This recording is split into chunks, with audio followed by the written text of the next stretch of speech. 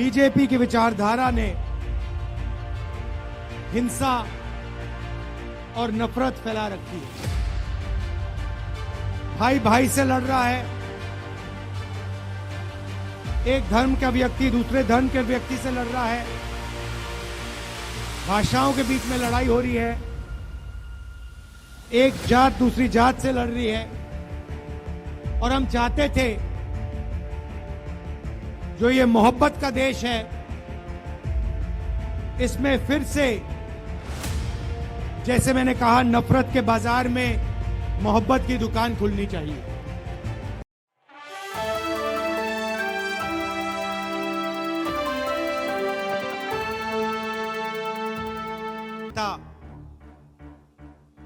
हमारे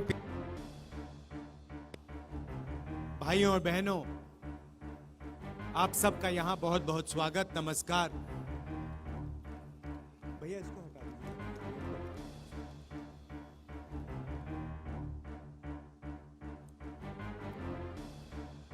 पिछले साल कन्याकुमारी से यहां बहुत बहुत स्वागत, नमस्कार।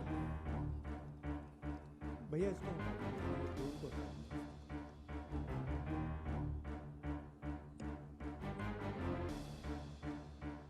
पिछले साल कन्याकुमारी से कश्मीर तक हम भारत जोड़ो यात्रा पे चले। 4000 किलोमीटर समुद्र से हिमालय तक ये यात्रा चली और बहुत सारे लोगों ने रास्ते पर हमें पूछा इस यात्रा का लक्ष्य क्या है और इस यात्रा को आप पैदल क्यों कर रहे हो। तो हमने समझाया कि देश में आरएसएस की विचारधारा, बीजेपी की विचारधारा ने हिंसा और नफरत फैला रखी है। भाई भाई से लड़ रहा है। एक धर्म का व्यक्ति दूसरे धर्म के व्यक्ति से लड़ रहा है। भाषाओं के बीच में लड़ाई हो रही है। एक जात दूसरी जात से लड़ रही है। और हम चाहते थे जो ये मोहब्बत का देश है,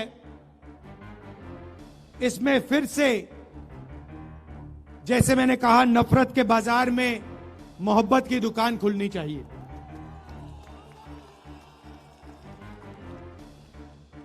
यात्रा में हम लाखों लोगों से मिले। सेल्फी का जमाना है तो हजारों लोगों के साथ सेल्फी हुई। 7 घंटे हम चलते थे। किसानों से, मजदूरों से, स्टूडेंट से, माताओं बहनों से बातचीत होती थी। उनके दिल में जो दर्द था, जो कठिनाइयां थी, वो हमें बताते थे। और शाम को 15 मिनट 20 मिनट के लिए हम अपनी बात रखते थे। और हिंदुस्तान की राजनीति पर यात्रा का बहुत बड़ा असर पड़ा। एक विचारधारा जो बीजेपी देश के सामने रोज रखती है, नफरत, हिंसा, उसके खिलाफ एक और नया विजन, एक नई विचारधारा खड़ी हुई, मोहब्बत की। आप जानते हो नफरत को नफरत नहीं काट सकती। जितनी भी कोशिश कर लो, नफरत को नफरत नहीं काट सकता है। नफरत को सिर्फ मोहब्बत और प्यार काट सकते हैं। तो जिस तरफ वो नफरत की बात करते हैं, देश को बांटने की बात करते हैं, दूसरे तरफ हम मोहब्बत, इज्जत, भाईचारे की बात करते हैं। जब हमने यात्रा खत्म की तो काफी लोग हमारे पास आए, कहते हैं राहुल जी, आपने कन्याकुमारी से कश्मीर तक यात्रा कर दी, मगर देश का जो राजनीतिक सेंटर है, सोशल जस्टिस का जो सेंटर है, जहां से सामाजिक न्याय की लड़ाई शुरू होती है, वहां से तो आपकी यात्रा गई नहीं। बिहार से आपकी यात्रा गई नहीं, असम से आपकी यात्रा गई नहीं। तो बहुत लोगों ने हमें कहा कि एक यात्रा नॉर्थ ईस्ट से लेकर महाराष्ट्र तक होनी चाहिए, और हमने बात मान ली। इसीलिए आज हम आपके सामने खड़े हैं। बिहार में से अब ये यात्रा भारत जोड़ो न्याय यात्रा निकलने जा रही है। शुरुआत मणिपुर में की, वहां अपने बीजेपी की जो विचारधारा है उसको अपनी आंखों से देखा। मणिपुर को 2 भागों में बांट दिया है, भाई को भाई से लड़ा दिया है, और पूरा प्रदेश 6-7 महीने से जलता जा रहा है। दुख की बात है कि हिंदुस्तान के प्रधानमंत्री आज तक मणिपुर नहीं गए। शर्म की बात है।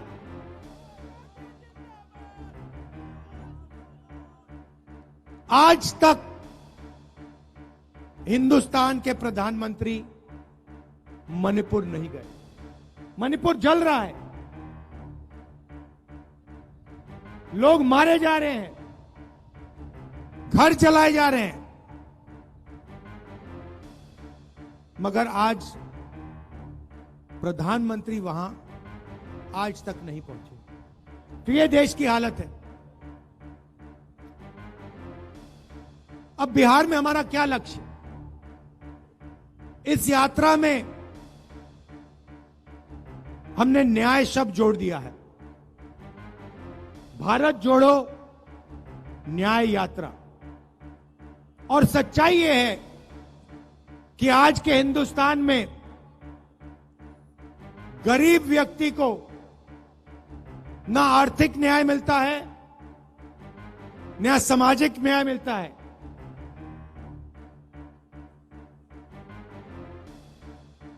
तो इसलिए हमने न्याय की बात जोड़ी है।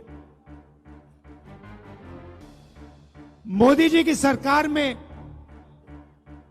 2-3 अरबपतियों को हिंदुस्तान का पूरा धन पकड़ा दिया जाता है, चाहे वो एयरपोर्ट हो, पोर्ट्स हो, इंफ्रास्ट्रक्चर हो, अस्पताल हो, यूनिवर्सिटी हो, सारा का सारा 2-3 बड़े उद्योगपतियों को पकड़ा जाता है। मगर जो हाथ से काम करता है, मजदूरी करता है, जो किसान खेती करता है, उसकी सरकार मदद नहीं करती है। उसके लिए बैंक के दरवाजे बंद हैं और उसके लिए नोटबंदी और जीएसटी है। अरबपतियों के लिए बैंक के दरवाजे खुले, प्रधानमंत्री का अफसर खुला, का ऑफिस खुला, सरकार के सारे दरवाजे उनके लिए खुले। तो यह बात हम आपके सामने रखना चाहते हैं। बिना सामाजिक न्याय और आर्थिक न्याय के यह देश प्रगति कर ही नहीं सकता है। ये खोखले शब्द हैं। ये जो विकास की बात करते रहते हैं, सामाजिक न्याय के बिना, आर्थिक न्याय के बिना यह काम किया ही नहीं जा सकता है। अंत में मैं आपको एक उदाहरण देना चाहता हूं। पूरा देश जानता है कि देश में सबसे बड़ी आबादी ओबीसी वर्ग की होती है। तकरीबन 50% ओबीसी वर्ग की आबादी है। 15% दलित हैं, 12% आदिवासी हैं, तकरीबन 15% माइनॉरिटी हैं। यह सच्चाई है देश की। यहां जो ओबीसी वर्ग के लोग बैठे हैं, मैं आपको बताना चाहता हूं कि हिंदुस्तान की सरकार को 90 आईएएस अफसर चलाते हैं। देश का पूरा बजट